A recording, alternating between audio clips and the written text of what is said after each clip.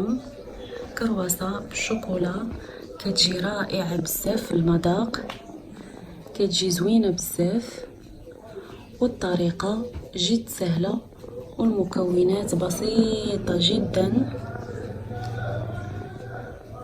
ندوزو نشوفو المكونات وطريقة التحضير. عندي 2 كيسان من الدقيق العادي، 2 معالق كبار من سكر سنيدة، ملعقة كبيرة من خميرة الخبز، نصف ملعقة صغيرة من الملح. الآن كنخلط المكونات، كنضيفهم في الدقيق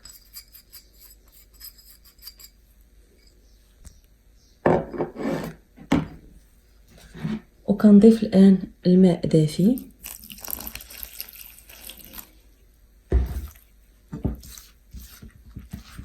خاص العجينة تجيني شوية قاصحة، لأن كرواسة كتبغي شوية تكون العجينة قاصحة شوية.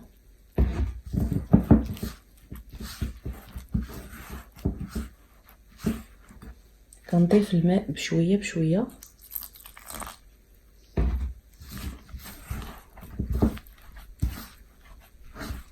الآن جمعت العجين كيف كتشوفوا، كتكون شوية قاصحة، غير شوية فقط، ما كتكونش قاصحة بزاف.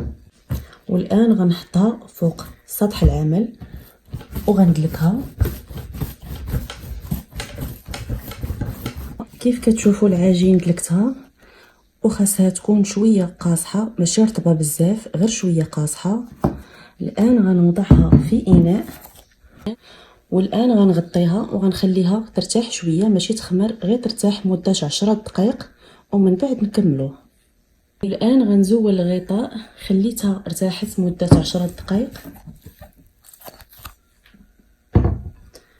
والآن غناخد زيت نباتي وغنعمل في يدي فيها الزيت وغنقطع قطع صغيرة. كيبقى لكم الاختيار، بغيتو تقطعوهم، بغيتو تعملوهم كبار او صغار، كيبقى لكم الاختيار. غنعملهم شويه صغار على هذا الشكل كيف كتشوفوا، وكنحطهم وكندهن يدي وكنقرص، وكنبقى غادا على هذه الطريقه حتى كنقطعهم كاملين.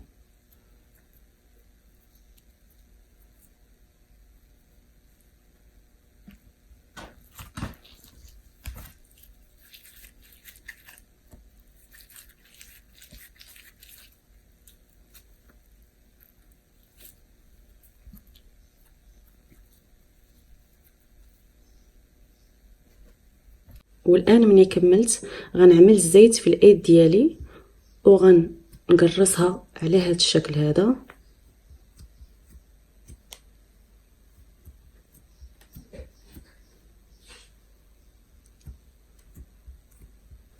والان غنخليها ترتاح مدة 10 دقائق فقط. ملي خليتها ارتاحت مدة 10 دقائق كناخد الزبدة مذابة، كندوبها في كاسرونة وكنخليها حتى تبرد، وكنخلطها مع الزيت النباتي. وكناخد الشوكولات الاسود، شوكولات مربعات، وكنقطعو قطع صغيرة على هذا الشكل هذا. والان غناخد واحدة باش نقرصها.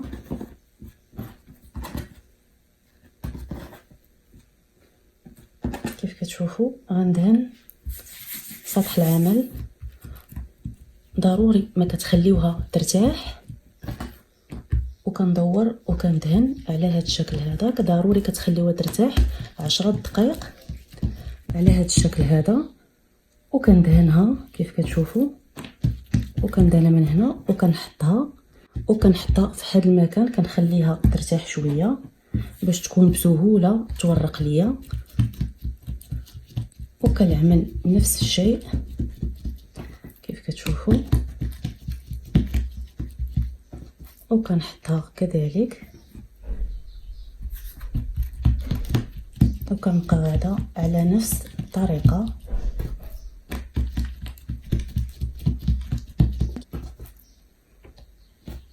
كيف كتشوفوا ملي كملت غنقلب على هذا الشكل هذا، وغناخذ الاولى اللي عملت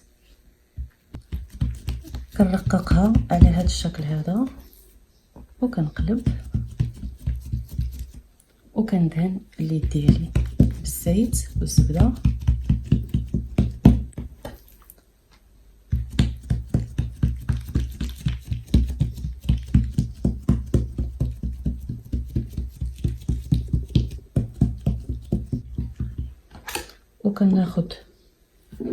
وكناخذ الشوكولا كنقطعها على هذا الشكل هذا،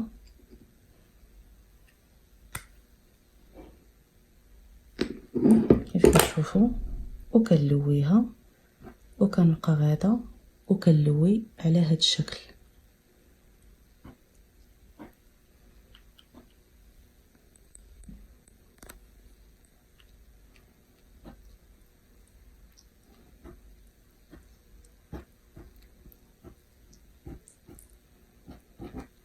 وكتجي على هذا الشكل هذا، وكنحطها وكنبقى غادا حتى كنكمل.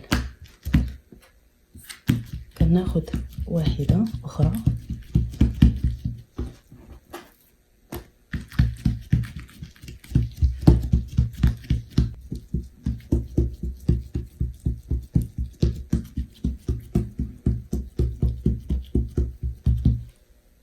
كناخذ الزيت والزبده وكندهن على هذا الشكل هذا، وكناخذ الشوكولا وكنقطعو قطع على هذا الشكل،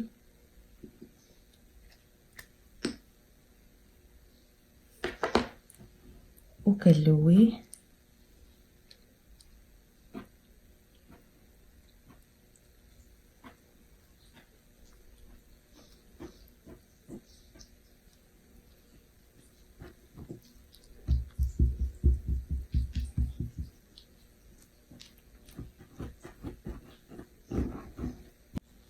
كتجي على هذا الشكل هذا، وكنحطها وكنبقى غادا على هذه الطريقه حتى كنكمل.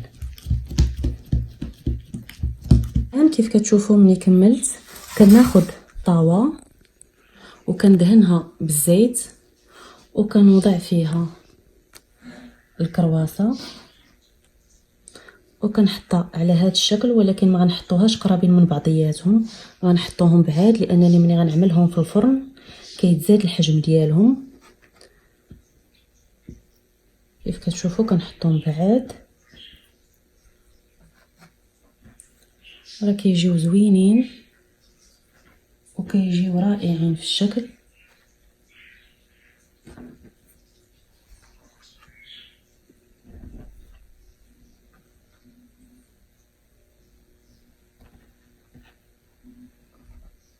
كيف كتشوفوا كنبعدهم كنعملهم على هذا الشكل هذا، كنحطهم بعاد.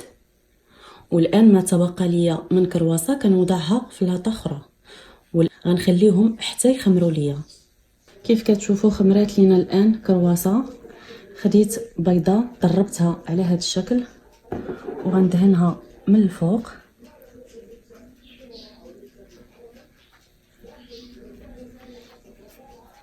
الان ملي كملت غنشعل الفرن من التحت ومن الفوق وغنرميها درجه الحراره 180 درجه للفرن الكهربائي. الشكل الاخير كيجي على هذا الشكل هذا، كيف كتشوفوا كيجي زوين بزاف والطريقه جد سهله وكتعطي نتيجه رائعه. كيف كتشوفوا الشكل ديالها كيجي رائع وكتجي مقرمشه. الان غنقسمها كيف كتشوفوا الشكل كيجي من الوسط،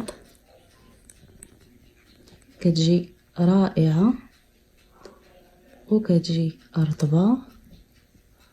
كيف كتشوفوا كنتمنى يعجبكم الفيديو وتعملوا لي اشتراك في القناه والجرس باش يبقى يوصلكم كل جديد، وتبارطاجيو الفيديو مع الاصدقاء.